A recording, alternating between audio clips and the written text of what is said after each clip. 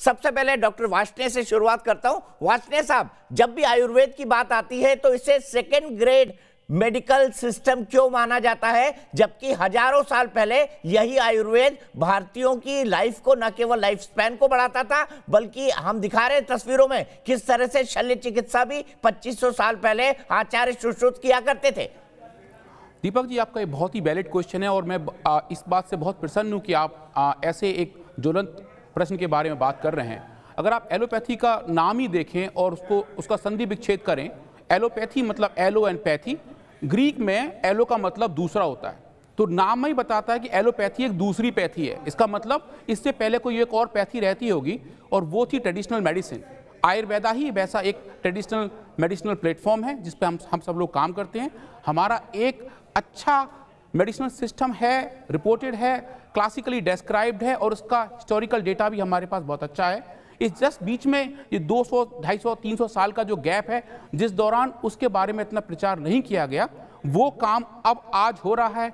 आयुष मंत्रालय के थ्रू हो रहा है, भारत सरकार के थ्रू हो रहा है और पतंजलि के थ्रू हो रहा है। जो मेन चीज़ है, जो लोग थोड़े से कंफ्यूज रहते हैं और थोड़ा सा जिसके बारे में हम ज़्यादा बात नहीं कर पाते आयुर्वेदा में, कि उसका मोड ऑफ एक्शन जो दवाइयों का है वो ज़्यादा नहीं बताया जाता है। पतंजलि रिसर्च इंस्टीट्यूट सददेव स्वामी जी और पूज्य आचार्य जी के निर्देशन में इन्हीं चीज़ों पे काम कर रहा है।